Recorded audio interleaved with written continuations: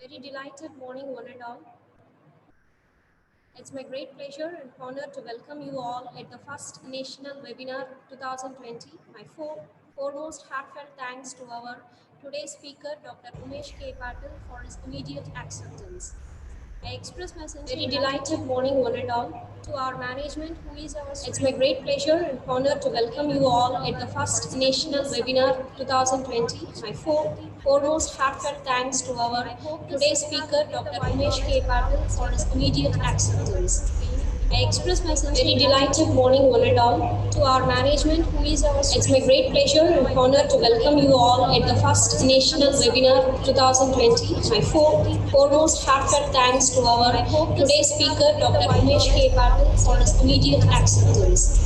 I express my sincere very delighted morning, one and all, to our management, who is our. It's my great pleasure and honor to welcome you all at the first National Webinar 2020. My foremost heartfelt thanks to our today's speaker, Dr. Umesh K. Patil, for his immediate acceptance.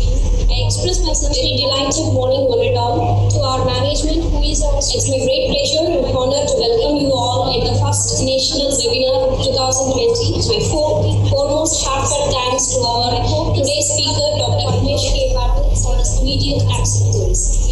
I express my sincere very delighted morning, one and all, to our management, who is our. It's my great pleasure and honor to welcome you all at the first National Webinar 2020. My foremost heartfelt thanks to our today's speaker, Dr. Umesh K. Patil, for his immediate acceptance.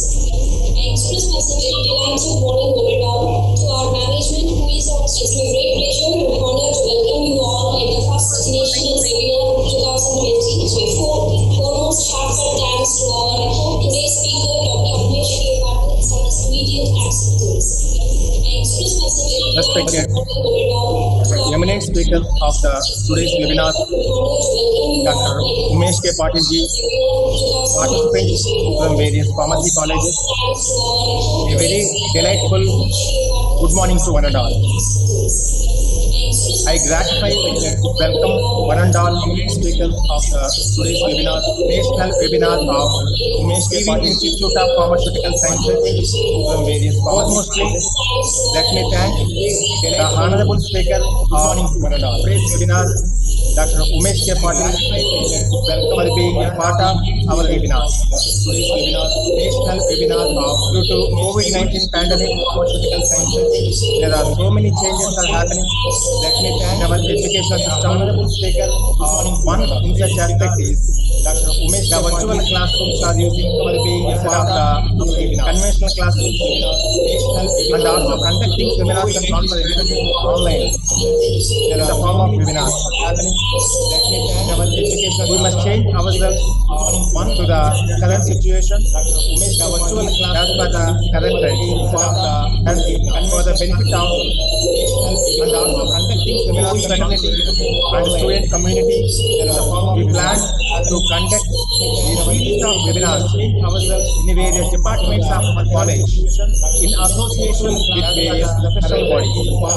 I am happy to inform that our college VP Institute of Pharmaceutical Sciences and Student Community was sponsored by AANM and VV APSA Education Society webinars in Velavalledu Post Krishna District, AP in their 2010 professional body and running with both UG and PG courses of both BPharm and MPharm courses, and ours is one of the premier pharmacy institutions and VV APSA Pharmacy Education in the state of Andhra Pradesh. The first webinar started today both UG and PG courses, and it can be organized by Department of Pharmacognosy, one of the senior pharmacy teams, challenges and opportunities in research on herbal medicinal products. The first webinar and in association with Society of Pharmacognosy, it can be organized by today.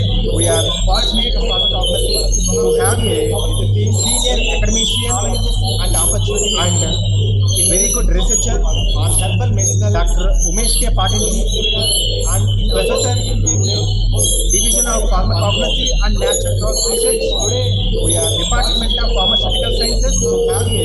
Dr. Harish Gauri Vishwavidyalaya, a Central University, Sagar, Madhya Pradesh, and he is also a Secretary, Society of Pharmacognosy, and he is having a sound knowledge and vast experience in the field of pharmacognosy as well as natural product research. He will deliver a lecture today with the above set. Let me congratulate my colleague, and he is having a sound knowledge and vast experience in the field of pharmacognosy as well as natural product research. He will deliver a lecture today with the above set. Let me congratulate my colleague, and he is having a sound knowledge and vast experience in the field of pharmacognosy as well as natural product research. He will deliver a lecture today with the above set. Let me congratulate my colleague, and he is having a sound knowledge and vast experience in the field of pharmacognosy as well as natural product research. He will deliver a lecture today with the above set. Let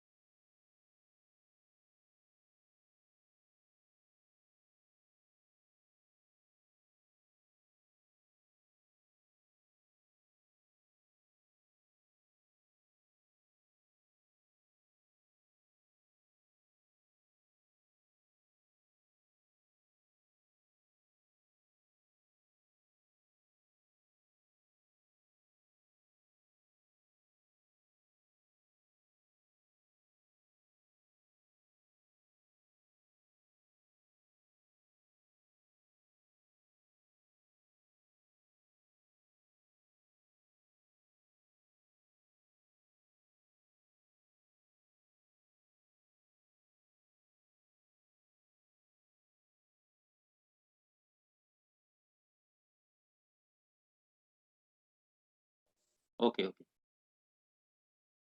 okay, okay.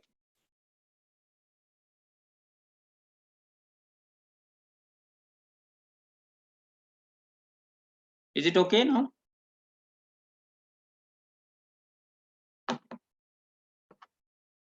So first of all, I express my gratitude to VVA Institute of Pharmaceutical Sciences. I'm grateful to Dr. Lakshmana Rao for arranging this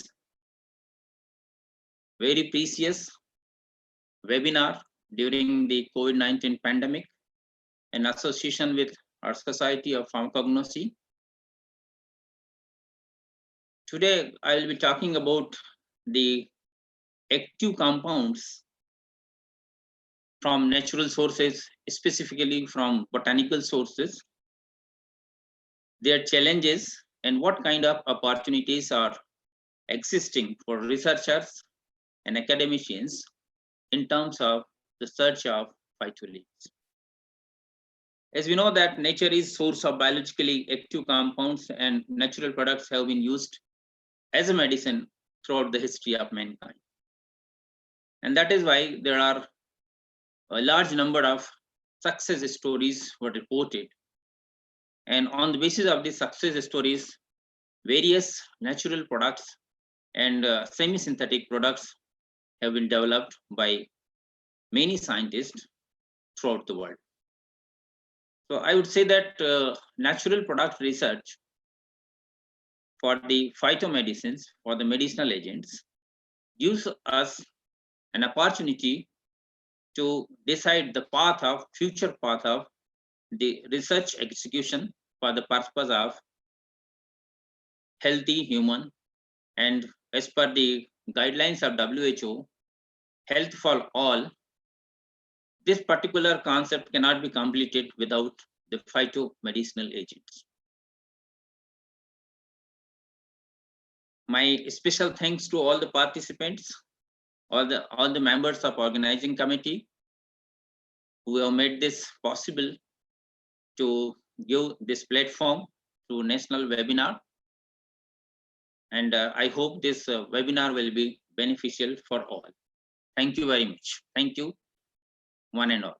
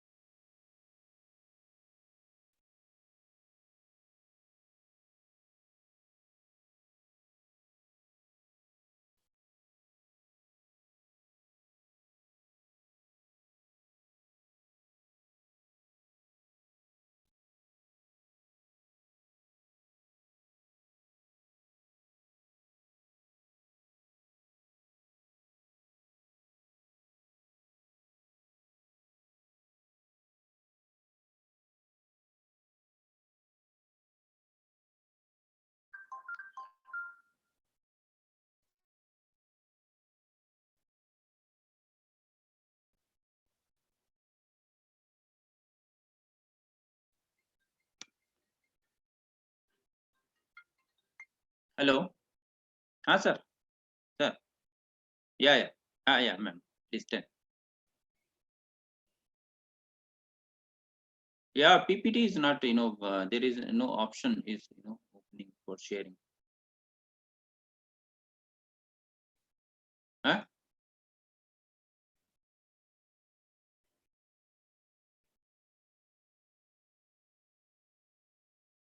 No, just a moment. I'm trying first of all again.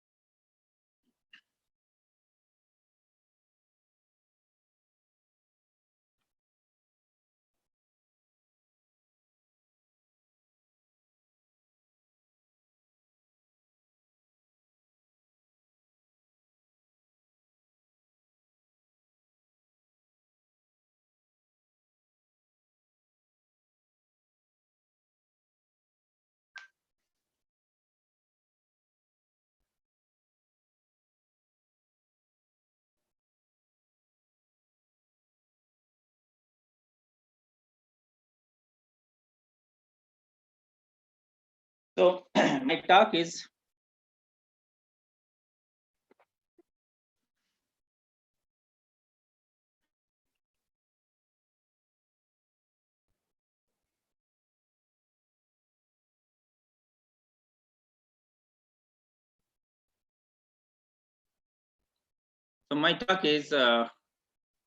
challenges and opportunities on research involving herbal medicine product.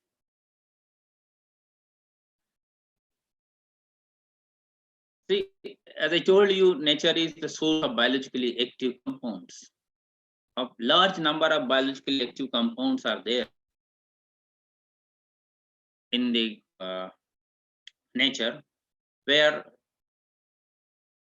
different traditional healers, different traditional medicine practitioners, they have tried their level best use.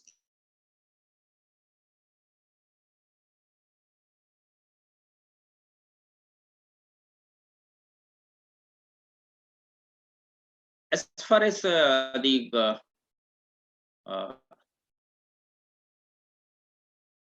potentials of the Asian region is concerned, Asian region has abundant species of medicinal and aromatic plants, and traditional medicine has been practiced in Asia since ancient times. And the Indians and the Chinese have made use of medicinal plants to cure ailments for thousands of years. It means the Indian people and Chinese people, they have done a wonderful job, and ultimately they have thrown light on the potentials of these agents for the world to use for human health. According to WHO, as I told you, the goal of health for all cannot be achieved without herbal medicine, because of the large number of communities and peoples where they don't have the access of these herbal medicines. And sometimes natural products research is dependent on export and import of many medicinal agents. And in that way, the Asian region is rich in source of this flora and fauna for medicinal importance. According to WHO, the international market of herbal products is estimated to be US dollar 62 billions. Is poised to US dollar 5 trillion by the year 2050, which indicates that production, consumption, in domestic and international trade in medicinal plants-based product is going to grow at a very high rate in the future. The medicinal and aromatic plant sector in India has several strengths, such as we have enormous biodiversity, all type of wild and climate conditions are there, a rich heritage of Indian system of medicine. We know that our Ayurvedic system of medication, a strong base of research and development laboratories are there in our country, skilled manpower available, very low production and manpower cost, and well-developed pharmaceutical industrial support is there in our country. And there, that is why the strength of the Indian subcontinent is very high in terms of the scope and future of the natural product research and phytomedicine. See, the increasing importance of this phytomedicine throughout the world, and the demand of the raw material, particularly from developing countries, has been emphasized in various forms, which leads us on sustainable development and sustainable utilization of land. And that is why the agreement was instituted by WTO, by which we have to maintain and conserve all the crops and medicinal plants in every nook and corner of the world. And Indian government has also designated our Ministry Environment and Forest as a nodal agency for biodiversity related issues. And as a part of this biodiversity conservation, the ministry has set up 18 biosphere reserve which protect larger areas of natural habitat, uh, national park and wildlife sanctuaries. Biosphere reserves of India often include one or more national parks and sanctuaries, along with buffer zones that are open to some economics. And in addition to that, some 42 national parks and 51 sanctuaries are also established in our country. So the purpose is to sustainable development of this natural source of the medicinal agents in our country. And that can be done with the help of these IPR issues and intellectual property rights. So far, we have 45% plant species, in our Indian subcontinent, which are found in abundant quantity. Out of the 3,700 species of both higher and lower plant groups are of medicinal values. Both means both higher and lower means higher means those which are having vascular bundles or vascular plant, we can say, and these are vascular, non-vascular. So higher plants are the rich source of these medicinal agents where the different secondary metabolites are stored. It doesn't mean lower plants are not having, but the comparatively higher plants are the major source of these medicaments. Then approximate 1,000 medicinal plant species are used by contemporary industries in our country. Then 80% of the total product is procured from wild areas and mostly notified as forest land. It means we have a huge scope of cultivation of this medicinal palm in farmlands. Then approximate 10 to 15% medicinal plant pure from cultivated private fields of total trade. The forest of Himachal, Pradesh and the Western Ghat in this way are known for a very large proportion of medicinal plant requirement in India. So this is how resource base and conservation and utilization exist in our country. As my talk is based on challenges and opportunities, so my main focus will be on how this challenging approach are there, the researcher medicines. So I have grouped in 5 sectors all opportunities, like what is the global business angle of the phytomedicine or MAPS, then quality with safety and efficacy issues, what particular quality and safety efficacy issues can be addressed, drug discovery from the plant, what are the trends drug discovery and what are the success stories are there. So taking some inputs from the success story, breakthrough research, there are huge opportunities for the researchers in the sector. Then another one is current therapeutic priorities. What are the current therapeutic priorities? Maybe the priorities in the century or in the decade or in the current era. You say that the current era, COVID, so antiviral, such type of agents of natural product, which may have their potential role in the management or the treatment of COVID patients. We know that COVID pandemic may also be controlled or also be matched with immunomodulators and immunoboosters. So here our role and our researchers' role increase in terms of the development of polyherbal and herbal functions for the purpose of immunoboosting targets. And the last opportunity is for herbal products for human and animal healthcare. Here some cosmetics and anti-aging and some kind of therapeutic and bioactive targets may also be included for the purpose of herbal product development. So in this way, there are 5 opportunistic sectors: global business angle, quality related opportunities, drug discovery, then therapeutics, and the products for human and animal purposes. When we see global business opportunities, medicinal and aromatic plants have multi-dimensional kind of scope, like phytopharmaceuticals, modern drugs, drug leads, drug intermediates, and we may go for herbal drug preparations or herbal medicinal products. Then is the option of traditional medicines, complementary and alternative medicines, household remedies, then functional foods like nutraceutics, then food supplements, beverages, and all that. There is a huge scope of business and development of procedures for extract execution, like developing finished extract, semi-finished extract, and the trading of this extract.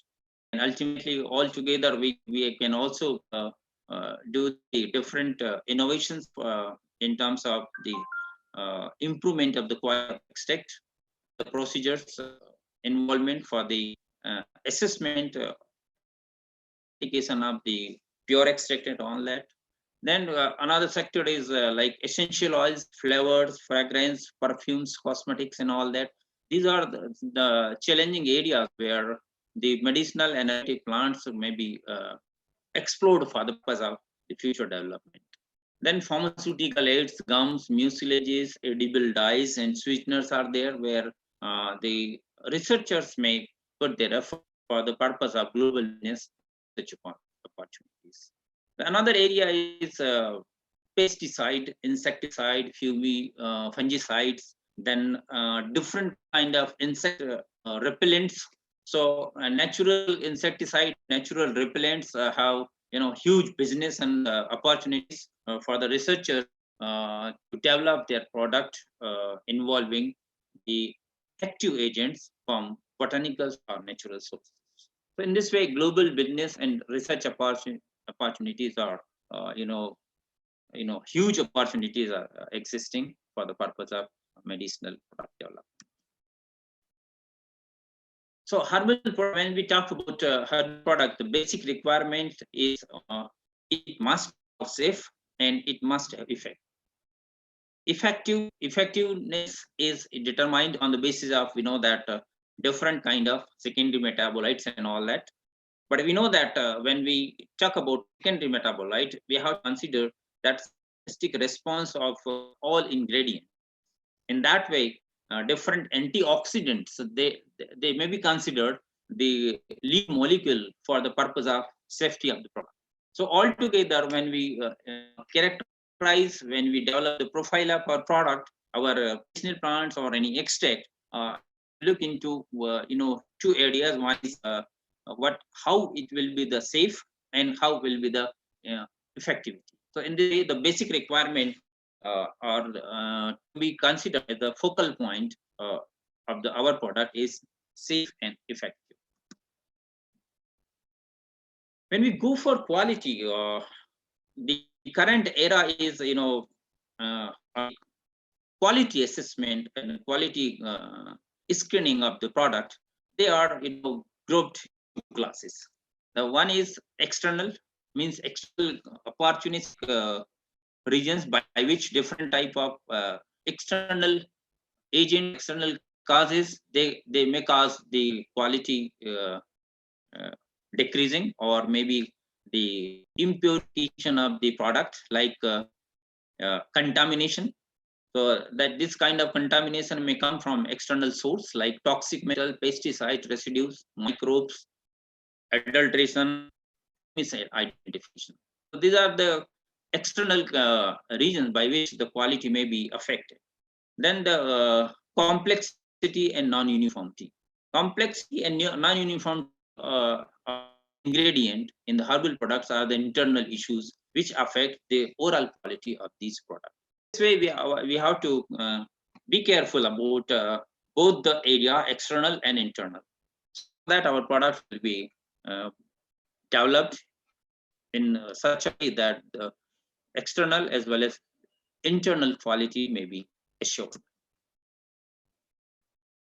Why this quality is always remains the challenge of the researchers? Because our product is distributed or it may be handled by different segments of the company, like it is cultivated by a farmer or any agency where cultivation and collection is executed, it either goes direct to the market or it comes in an hand of dealers and suppliers. A large number of series of dealers are sometimes involved. Some suppliers, 1 to 3 suppliers also involved. So on the basis, these are mediators, the persons who mediates the supply of produce to the different uh, processing factories. So product comes to processing factory, then it is processed in the unit where herbal materials are processing. Herbal material processing is done. Then either it goes to market or the pharmaceutical production. From pharmaceutical production, it again may have the chance to expose with dealers, where quality is again challenged. So maybe from challenge quality, the product comes to different hospitals where the clinical practices, clinical investigation is done. From this clinical settings, the product comes to practitioner and ultimately to the consumer. So in this way, the product or the herbal product have chance to either from farmland to market and market to consumer, or it may go to pharmaceutical production and via different dealers and practitioners, it comes to consumers. So in this way, the quality is produced at the point of cultivation collection may be diminished because of a number of factors. See, what medicinal plants investigation and research are carried out, there are some ethnic information. These ethnic informations are, these informations are considered for the, very important role for the development of phyto-leads. And these are some success story you can see on the screen. Acetyl salicylic acid, you might have heard this artificial antimalarial drug, then atropine, colchicine, then Alzheimer and all that, auction, etoposide, morphine, pseudoephedrine, and vincristine, and all that. There are a large number of success stories, as I told you. So how this success evolved? Overall information, it was derived from the ethnomedicinal, and on the basis of that ethnomedicinal input, the success was successes were achieved by different research groups. The purpose of the compound which may be marketable for purpose of particular therapeutic target. When we talk about challenges, there are some diversified kind of challenges are existing. Phytomedicine, natural product research, like herbal products are usually mixture of many constituents. So molecular mechanism remains one of the challenge for the researchers. An active principle unknown in most cases, and that is like the first step may having challenge to localize the activity, and so that the active principle may be sometimes synergistically involved for the overall bioactivity of the product. Then selective analytical methods or reference compounds may not be available every time. The numerous constituents are at different degrees in respect. So we have to look into the consider the constituents activity in different level of degrees. Variety or large number of varieties exist in the product. Then source and quality of raw material are always variable. So we have to take care of the uniform quality is supplied or uniform quality product produced in farmland, and ultimately these raw materials are used for the purpose of development of the product. Then the challenge is sustainable growth and conservation of plant species. There must socio-economic sustainable development should be evolved. It must be included in the execution of the phyto research. Sustainable socio-economic developmental goals affect the common community which are either involved in medicinal plant production or they have interest in the production of such type of medicinal flora, they must have some interest in terms of the developmental goal and economic goals. So in this way, these are the challenges where the phyto researchers have to look into and consider the multidimensional approaches to address the challenges. After challenges, the regulation comes. When we involve in the production or in the research, the regulatory agencies they get involved, and ultimately licensing and different type of administrative mandatory requirements are existing, and that is why the one area of that challenge is externalization. Externalization is nothing but it's a process of describing a set of standards or inherent characteristics in the product. Externalization is the process of describing constant parameters by which we can develop different type of constant parameters. So above and over, we have to develop some innovative constant parameters so that it can address the minimum quality requirement by regulatory agencies.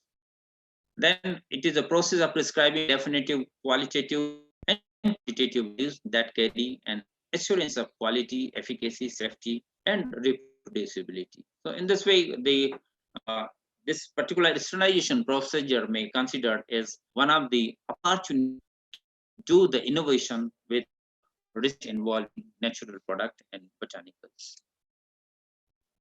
When the externalization is hyphenated with the challenges of quality control, then the process of developing and agreeing upon technical standards may remain one of the very important areas where innovative driven research can be done.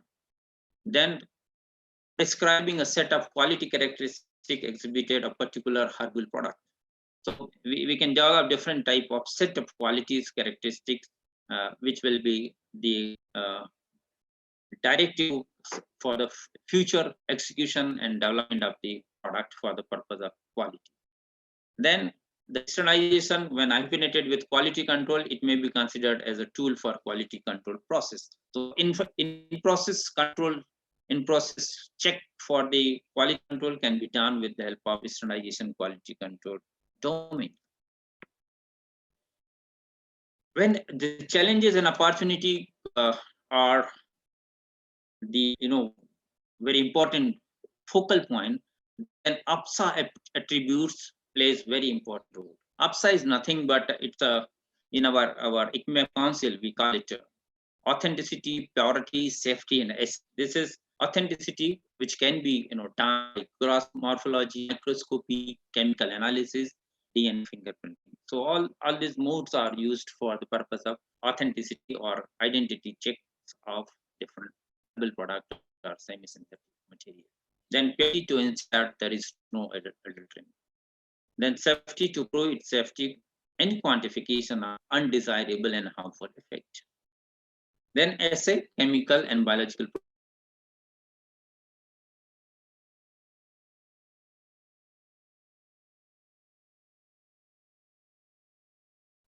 are the way by which we can develop our strategies to execute various quality procedures. These are some conventional parameters. By using these three areas of parameters like general data, geographical location, harvesting time, then process, and the overall process of the development of the general data. So we can develop some procedures and different type of innovative apps can be involved for the purpose of modern general data. Then identity description, by which microscopic and macroscopic chemical, then TLC fingerprints and molecular fingerprints are the options by which the identity description is done. Then purity, contaminants, foreign matters, ash and various sulfated ash values are there, content of extractable material, water moisture, constituent with known activity, which may also be considered as biomarker and chemical marker as well. The constituent with unknown therapeutic activity, so maybe markers of some time for the externalization. Site, heavy metal, aflatoxin, biological purity and activity. These are some characteristics by which we can pitch our innovative approach for the conventional parameters. What are procedures in phytomedicinal research? In the research where medicinal agents are obtained from natural sources, we use different type of analytics like spectroscopic analysis. Here we have to hyphenate the spectrophotometric instrument with modern analytical and different type of records. Then chromatographic like TLC, HPLC, and GC. That is a very commonly used chromatographic techniques. DNA fingerprinting is very important technique for the authentication, as I told you, for sometime spurious adulteration and different other type of multiple challenges are actually with the printing. Then chemometrics. Chemometric, I will explain you. Chemometrics is one of the modern way by which we can sort our this kind of information, which is resulting from different analytical procedures. Then biopharmaceutical characterization, metabolomics, molecular imaging, molecular mass imaging, and all that. So in this way, the analytical procedure, there are a huge scope of executing the various protocol of medicinal plant research involving these analytical procedures. So in the DNA fingerprinting, the selection of correct chemotype can be done. Identity of certain species that may known by different binomial names may be confirmed with the help of DNA fingerprinting. DNA markers are reliable for informative polymorphism as genetic composition, which is unique for each species. And this can be done by two methods. So one is hybridization and another one is sequencing, that is PCR sequencing. Some researchers, they have done fingerprinting for the purpose of adulteration, and they have devised it's a kind of mapping of the pure drug, authentic drug, and spurious drug. And they have reported that like the worldwide there is the use of DNA fingerprinting for the adulteration in this way. And this picture shows that how different type of percentage of spurious drug they have detected. These are the way by fingerprinting is done involving hybridization. So random genomics, cDNA, micro satellite sequence or mini satellite kind of sequences can be used. PCR is based on different type of primers, and different primers were developed for the purpose of this DNA fingerprinting. Chemometrics. Chemometrics, as I told you, it's an interpretation of three-dimensional data by use. It is done by using first two principal component where different type of grouping is done, and ultimately variability of the data set is developed. So it looks like when chromatographic data comes to the sorting device, and ultimately with the help of PCA, we have the different type of sorted information. So when we do the chemometrics, the schematic depiction looks like this. The drugs or samples come from different analytical methods. Here, like mass spectroscopy used, and ultimately we can sort with the help of our target therapeutics. What we do in chemometrics, this is the schematic kind of interpretation of complicated data which comes from hyphenated instruments. So analytic data comes to chemometric processing technique. Then from chemometric processing technique, we develop some fingerprints. Then we extract and sorting of the information, and ultimately marker compounds analysis is done. and herbal product fingerprints without multi-constituent determination. So in this way, chemometrics gives us the very narrow range of the information which comes either from extract, plant active fractions. Now coming to metabolomics. Metabolomics is nothing but important technique which represents exhaustive profiling of metabolites content in a particular sample, systematic study of unique fingerprints that specific cellular processes behind. So whatever whether it is a biosynthetic pathway or what kind of any biological process is ongoing inside the plant or any biological system, it with the help of different type of stages, it leaves one particular fingerprints and which is recorded with help of metabolomics. When we go for metabolomics, this is the technique. This is the technique which is used to describe the plant platform. Plant to patient platform is one of the modern platform where the different medicinal plant councils they monitor the quality of the medicinal agents and the sustainable development of sector.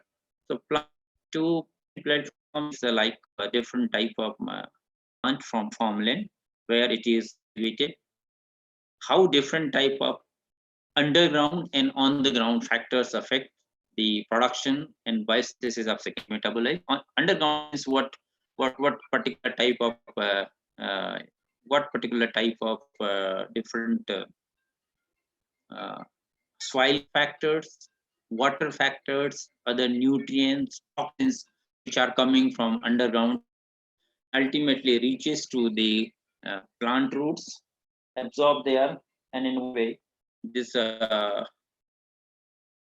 biosynthetic pathway is getting because of underground factors. Then on the ground, what kind of different isotopes, different type of contaminated airs, rain, and other type of factors which may negatively affect the biosynthetic pathways. In what quality, quantity of the secondary metabolite is monitored in the plant, and ultimately that plant material is to be used for the production of phytomedicine will have the scope of safety and effectivity. So, in metabolomics, what we do holistic way. See in this picture, you see the material is collected from the different sources, living organism, maybe a plant or botanicals. And second step, sampling is done. In sampling, then this sample is subjected for the derivatization with the help of derivatization agents. And, it is analyzed with the help of analytical techniques. As I told you, different techniques like NMR or other type of spectroscopic methods. Then data is converted as per our need of metabolites and all.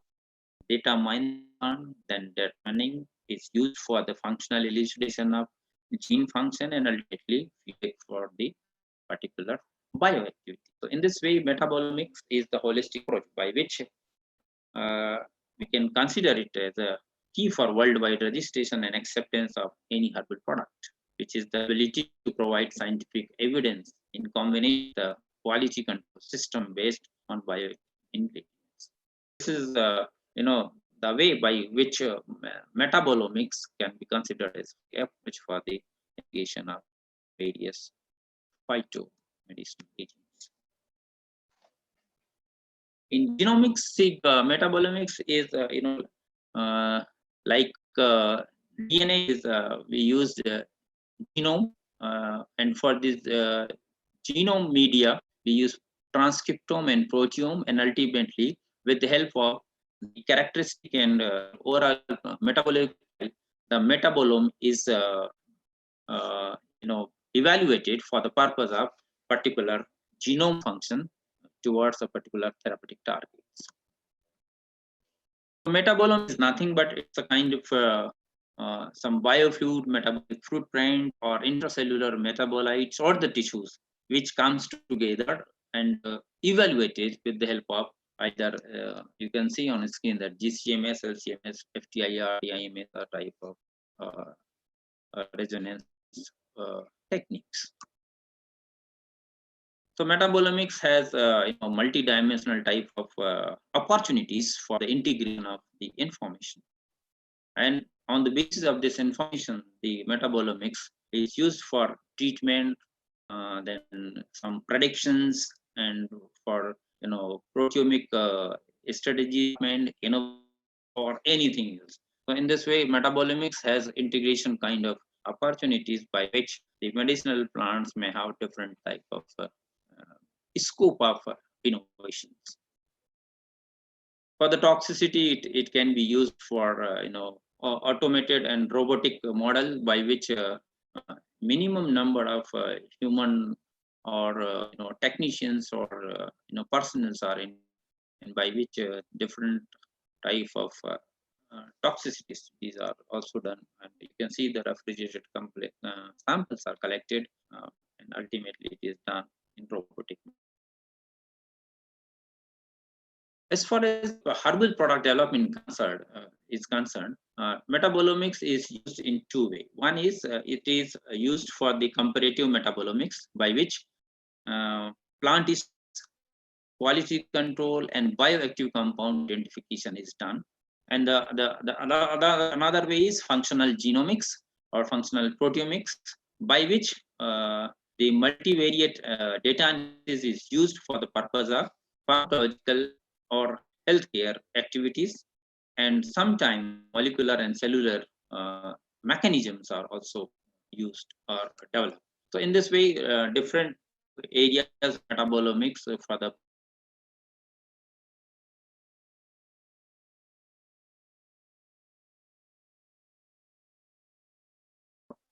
either pharmacological response or for the molecular mechanism. As far as merits are associated with this advanced technique used for medicinal product or herbal medicinal product, metabolite profiling can be used as a diagnostic aids. When we develop metabolite profile, this particular detailed profile is as a diagnostic aid for the particular product and assessment of the quality. Then characterization of metabolic response to different conditions can be done. Then as an integral component of genomics, then genetic metabolic regulation can be done. Localization of activity and biomarkers. Localization of activity means when we have the activity of more than one component in one extract or any product, the localization remains one of the challenges. So with the help of this modern technique of metabolomics, we can do the execution of localization of activity to a particular group or limited number of components, and we will be able to devise some procedure by which biomarkers can be established. And of course, reverse and network pharmacology can also be done with the help of this model. Now come to one case history. Particular case was, as I told you, ethno-information and ethnomedicine very, very important area where we have to take care of the recording all the information, and we have to preserve all the shadow record. So this study was carried out with objectives: assessment of ethnomedicinal potentials in selected regional location. Then another objective, micro-learning with multidimensional target, sustainable socio-economic development process. Means in what way we can record different type of micro-learning parameters by which we can develop strategies, socio-economic sustainable development in those areas where this ethnomedicinal potential is exists. Then identification of additional key indicators and parameters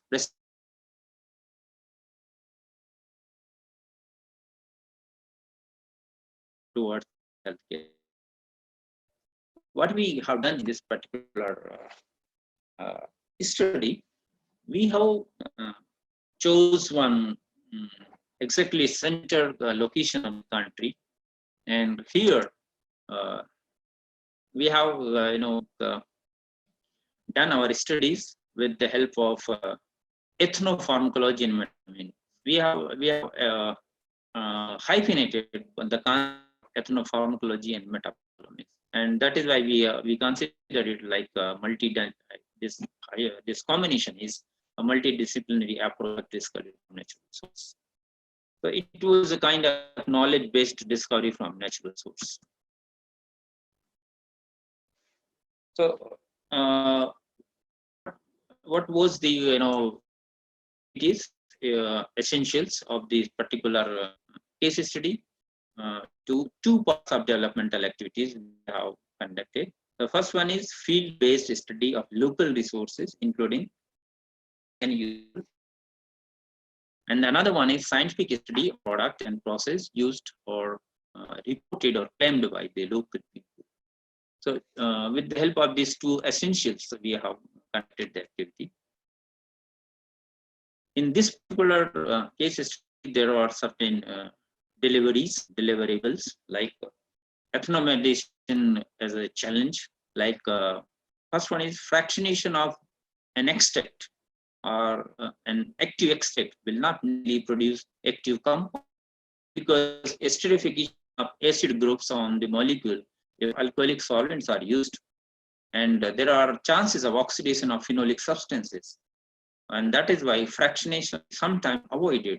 So ethnomedicinal inputs are based on not to do the esterification, avoid oxidation and all that. Also they gives us the inputs like maintain the synergy. So fractionation of an active extract will not necessarily the requirement for the development of the drug. Then the next one is most active compound found is not necessarily responsible for the major part of the effect. Like we know that senna has several dianthron glycosides which are responsible for oral laxative activity. We separated out these dianthron glycosides. So some of the oral active separated compounds will not be comparable to whatever the activity we found altogether. It means the synergy is existing in senna through different type of dianthron. So this is the and the input we got from the ethnomedicinal activity. Then the phyto research with multiple type of therapeutic goals. Like one example I wish to quote here is wound healing. Wound healing, we know that it's a mixture process. Cell proliferation, collagen formation, contraction of collagen lattice. In addition to this basic three procedures, there are some impairing procedures are also ongoing, like microbial infection, then destruction of cell and tissue by reactive oxygenase species. So for any therapeutic goal or any therapeutic target, the multiple therapeutic execution can be done with the help of this natural product where synergy is existing.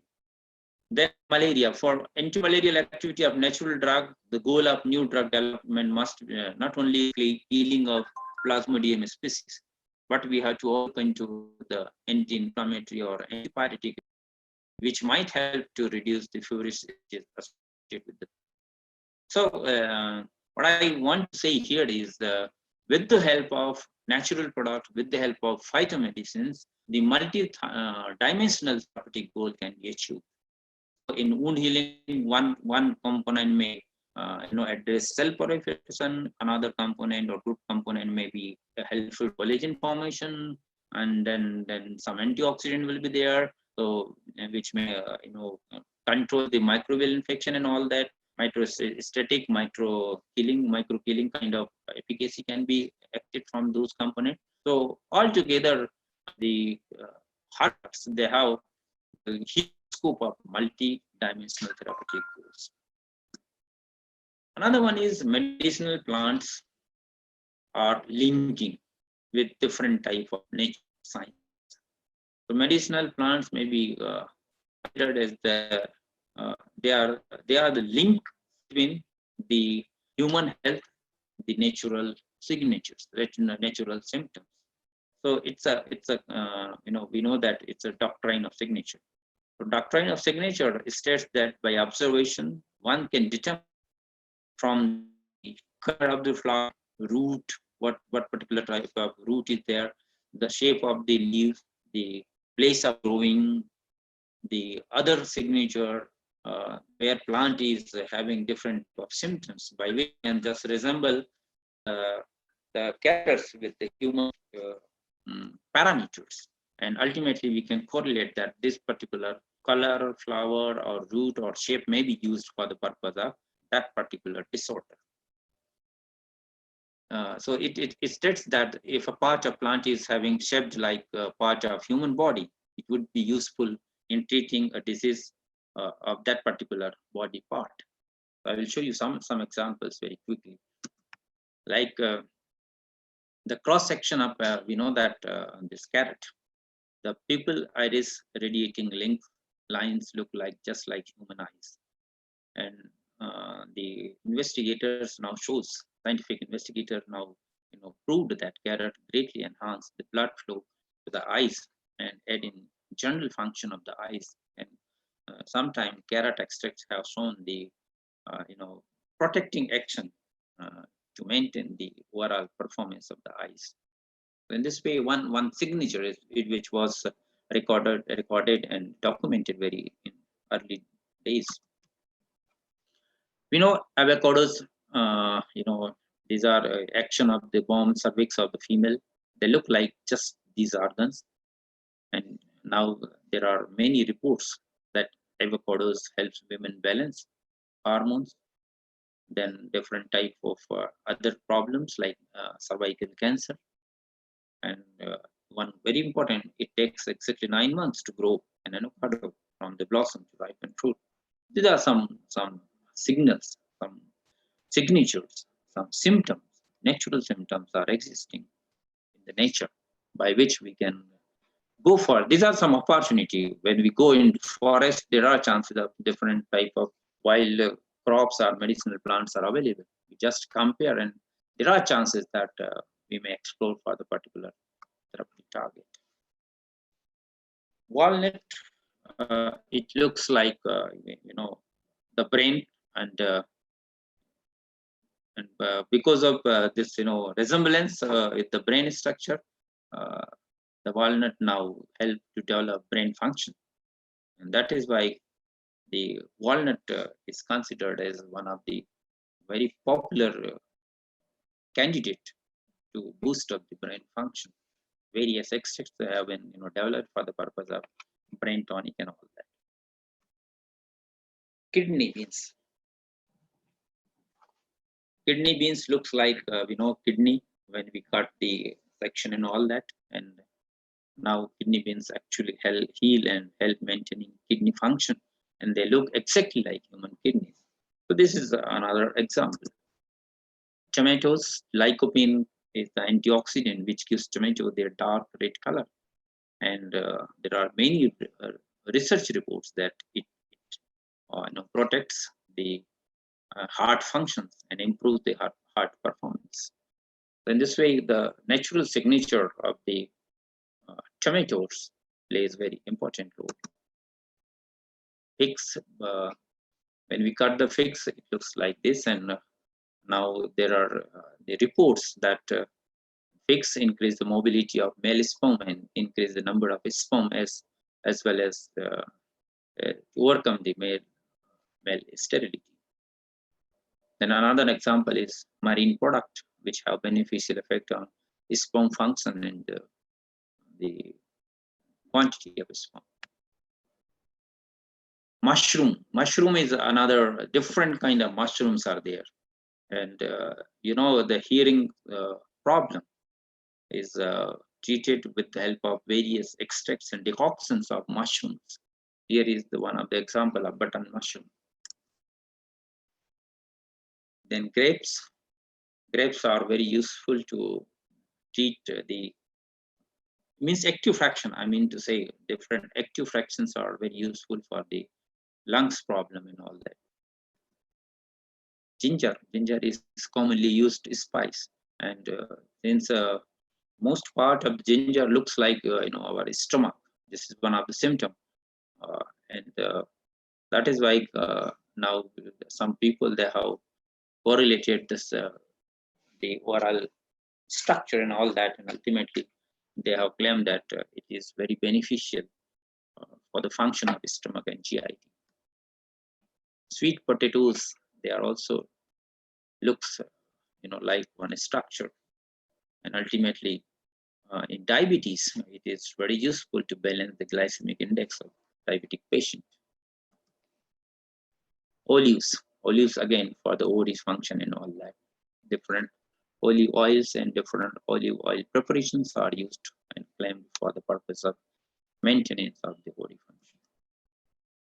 Ginseng, we know that ginseng is one of the very important traded and economically very important ginseng extract, which is exported and imported in many countries for the purpose of since it is having some resemblance of like the structure you see on the screen and enhancing sexual potency.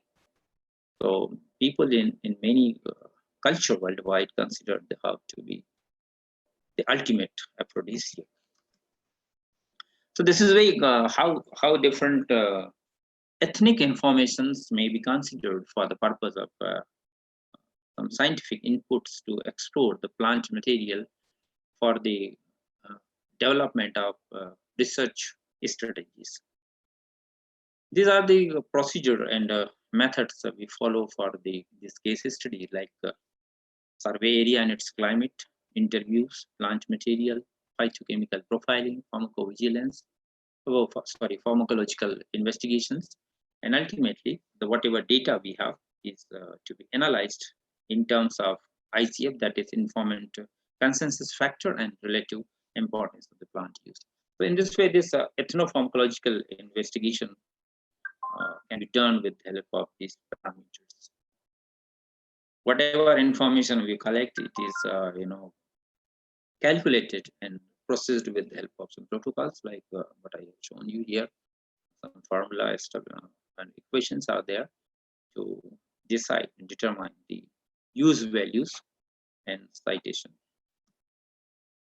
So when we develop the oral findings, it looks like this: the scientific name, local name, family, what is the origin, what is the current status of that herb, what particular part of plant used by the community, which particular methods they use to consume the product, what particular recommendations are there for the use of the plant, what is the use values, and ultimately what particular therapeutic claim is associated with the particular drug.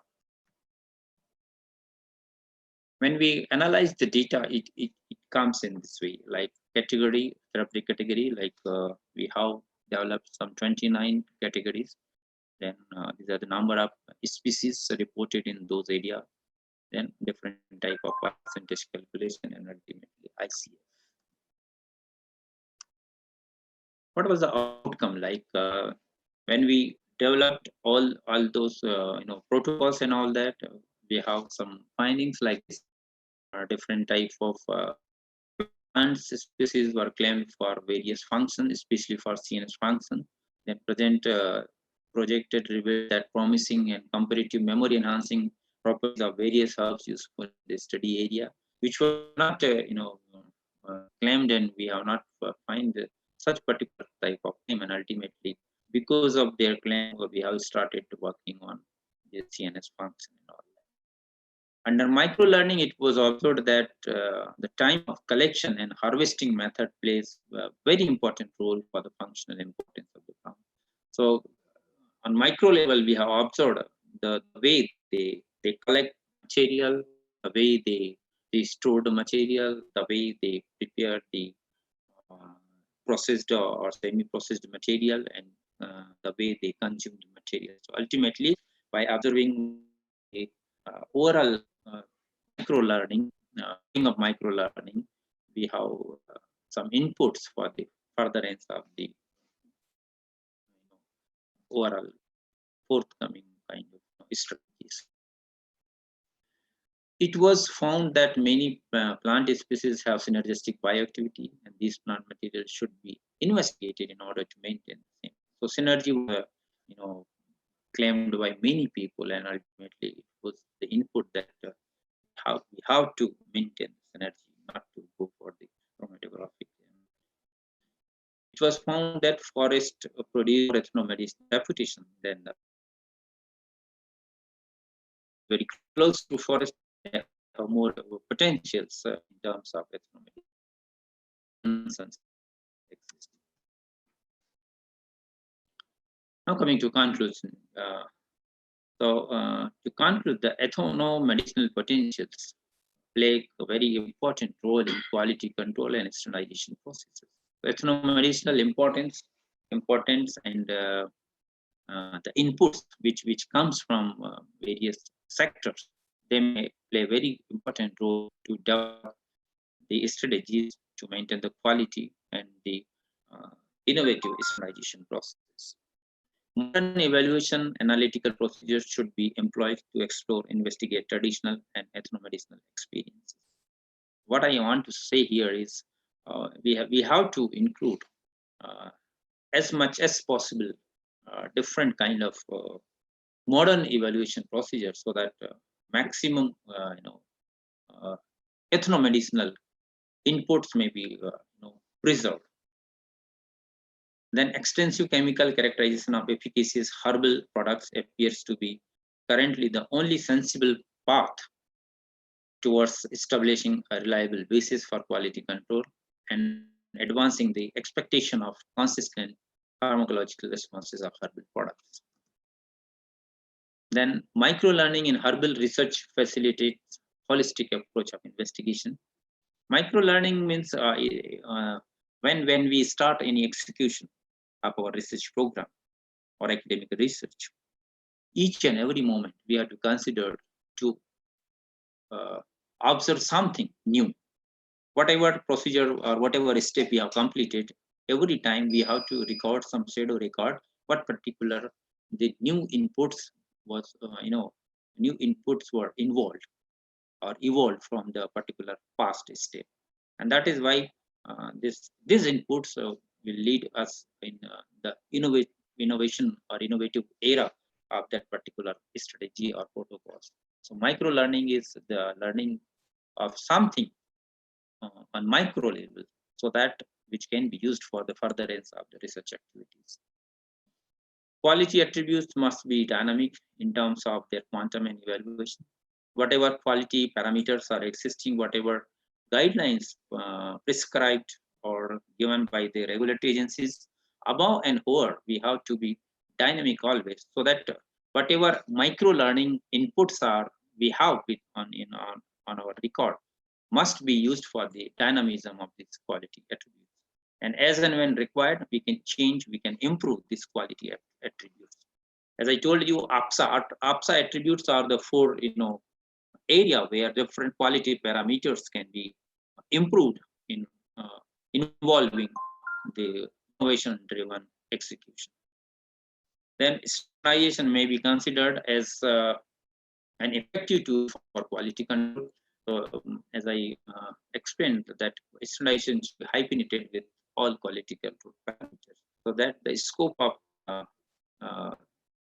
new procedures, scope of new step development always remain with you, so that standardization will be again considered as effective, innovative tool for quality control. And all this can be achieved by involving the integration of modern and advanced analytic techniques. So in this way, different type of integration of efforts and the techniques, the different challenges can be considered the opportunities for the medicinal and aromatic plant product. So in this way, I hope you consider medicinal plant strategies and their investigation with the help of what particular current opportunities are available. Of course, I will discuss now, but in future, if you are interested to have collaboration with my research group as well as through our site and all, there will be some forum available by which we can share our experiences and collaborate for research activities. Thank you, Manan.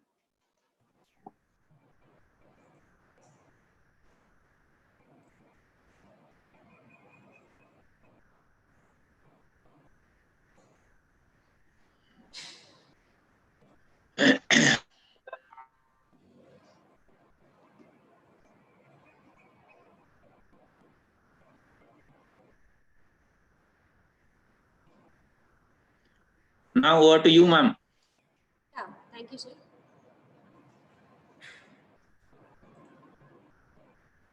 Thank you, sir, for giving systemized way of explanation. Thank you. Definitely, it's very valuable session to gain knowledge about the research on herbal medicinal plants.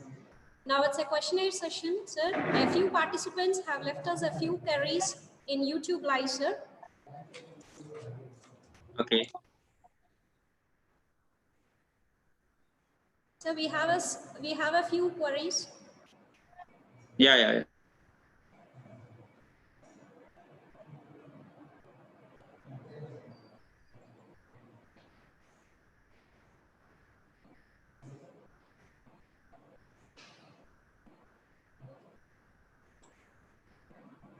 The first question, sir. Please. Is there any geographical variation? Is there any geographical variation which affects API? What is the correct time to extract our pharmaceutical ingredient from medicinal plants? A very good question. Always constant variability is one of the challenge remains with natural product. So constant variability is affected by n number of factors which are available in those geographical locations. Like the quality and quantity of secondary metabolites, they are getting affected because of many factors. So the plant material when collected in maybe in Gujarat will have the overall chemical profile differ from the whatever material is same taxonomic material is collected from Chennai or from the West Bengal. So in this way, one area is the way chemo varieties existing. Second one is as you told, harvesting time. So harvesting time is dependent on the relative humidity, temperature, and overall environmental condition of those. So here in this case, we know that the geographical location of the Gujarat, Chennai, and the West, they are differ in at the same time. So, suppose you consider the 26th May of the collection. So morning time, maybe 6 a.m. The overall factor which affect the secondary metabolite synthesis will differ, and that is why we have to be cautious that whenever we collect the material, we have to test that when the maximum kind of active ingredients is available in the plant. Like in case of morphine, when we get the morphine, we know that the latex is collected in a particular time period. Is because the secondary metabolite biosynthesis is ongoing, but what are the prescribed guidelines? Either you collect in the evening or in the morning. So the reason is why, because the temperature and the environmental factors affect the overall existing or the concentration of the maximum or the minimum concentration of secondary metabolite. So in this way, yes, geographical location and the environmental factors plays their important role. Sir, and we are having one more question, sir. Yeah. On what factors does affect an expected polyherbal mixture? What about the therapeutic efficiency and incompatibility?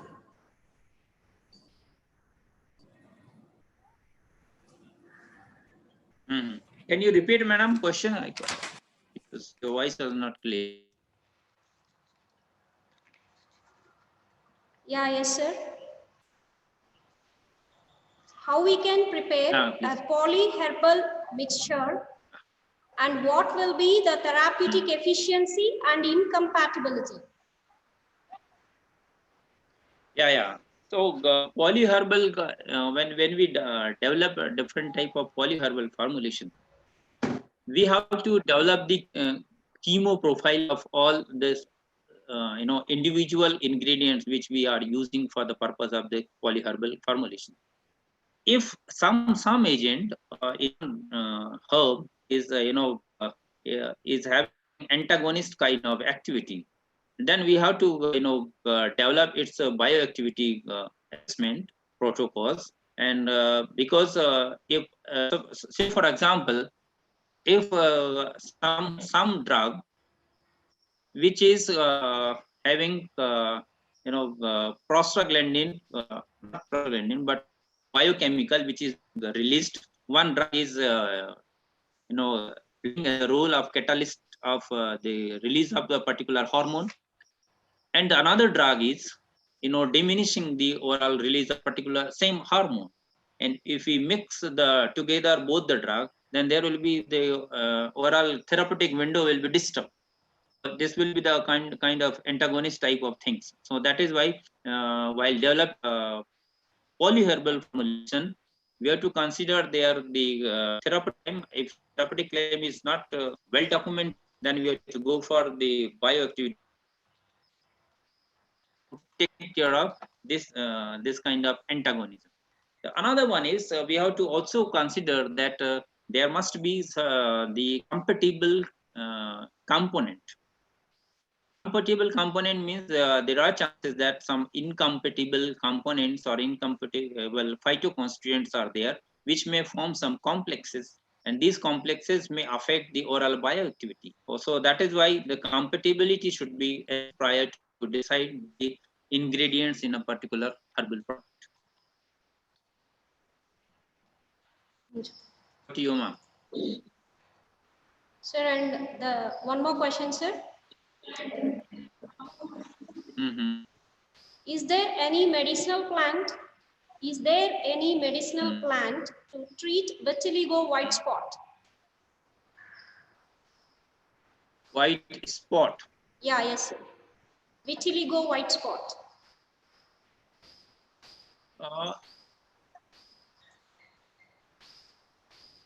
No, I don't have much idea. Yeah, there are many medicinal plants. They are reported to have a improvement of leukoderma and all that. But there is I have not gone through success story that one individual active leads till date isolated or marketed for the purpose of this white spot and all that. But yeah, some synergistic extracts are available by which if white spots are there, they may be not 100% cured, but they may be protected or managed not to spread throughout the body.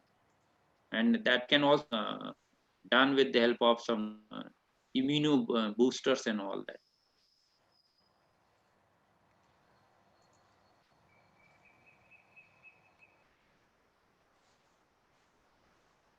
Okay, over to you, ma'am.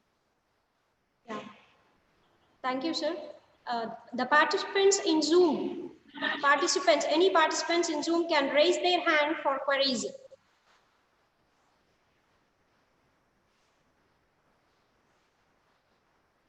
Sir Patil, sir. Sir Patil, sir. Yes, sir, there is few queries in chat box, sir. Zoom chat box. Okay, I'll see. Okay, I'll see. Yes.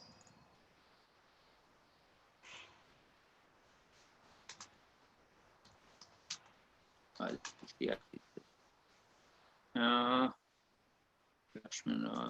will you approach metabolic? Yeah, the Govindarajan Ranga. You asking how will approach metabolomic process for COVID? Govindarajan, yeah. Yeah. For COVID, you mean COVID patient or in pandemic COVID?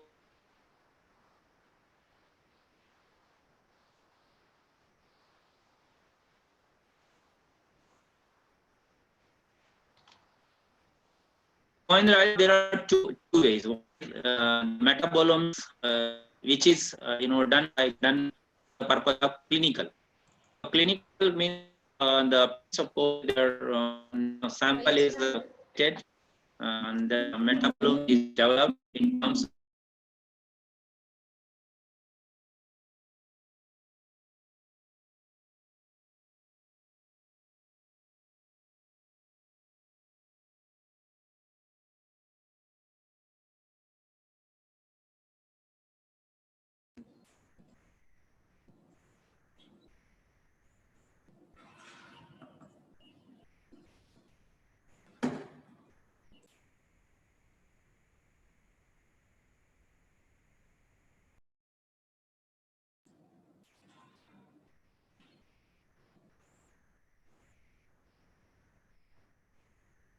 అవును madam, మన title కనిపిస్తుంది, మన ఇది కనిపిస్తుంది, logo.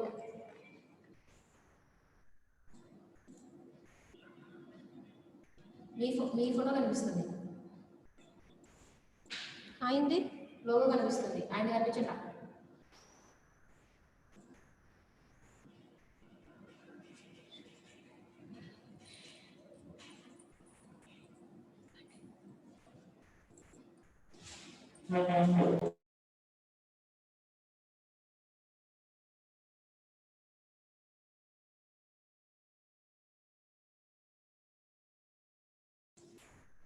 Patil sir?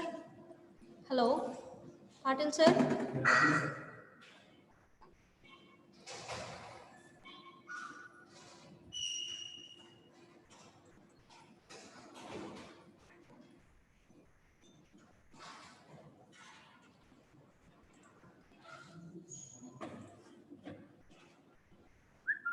Thank you, sir, for giving a systemized way of explanation, and definitely it's very valuable session to gain knowledge about the research on herbal medicinal plants. Thank you, sir.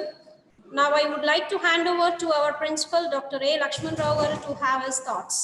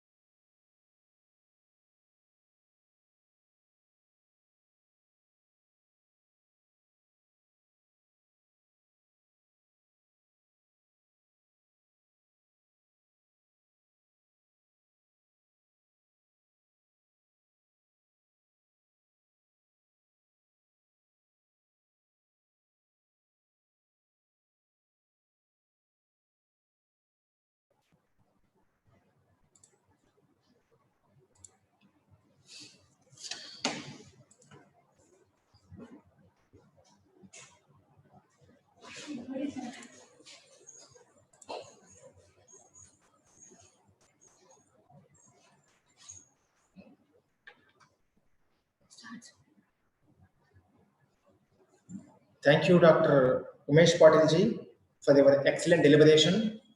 And you covered about the various important aspects of herbal medicines, which includes the ethnomedicines as well as evaluation procedures as well as various important active principles that are present in the natural products. And on behalf of VV Institute of Pharmaceutical Sciences, I would like to take this opportunity to express my gratitude to the today's speaker as well as resource person, Dr. Umesh K. Patil ji, for his excellent presentation with his kind gratitude for the benefit of the teaching community as well as student community and for the entire pharmacy fraternity members. And my heartfelt acknowledgements to the members of our management of AANM and VVRS Education Society and VV Institute of Pharmaceutical Sciences management members for their generous and being a backbone in making this particular event a grand success.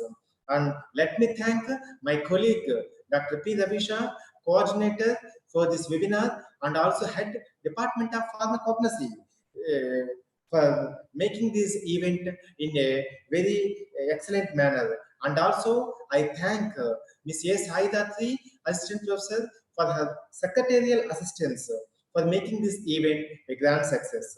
I thank all the teaching and non-teaching members of VV Institute of Pharmaceutical Sciences for actually involvement in this particular webinar and successfully completing all the events in a smooth manner. Finally, I thank all the people who are involved directly or indirectly for making this webinar a grand success. And in this particular aspect, I want to give one announcement to all of you, and I'm happy to inform you that in this webinar series, the second webinar is scheduled on the day after tomorrow, that is Thursday, 28 May 2020. And it is organized by the Department of Pharmacology, VV Institute of Pharmaceutical Sciences, in association with the Indian Pharmacological Society, IPS. And the theme for the next coming webinar is novel therapeutic approaches for pain management. The information brochure and the flyer will be placed in the respective groups within a short period of time.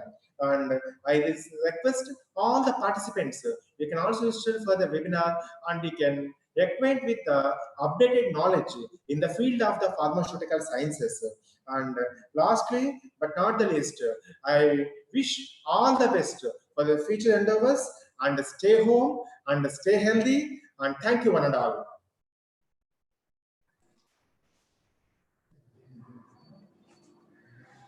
A small note for all the participants.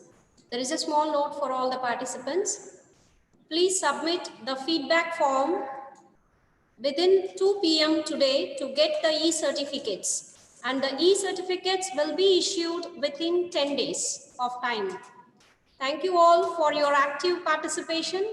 Hope this session gave you the knowledge about herbal medicinal products. Thank you. Have a nice day.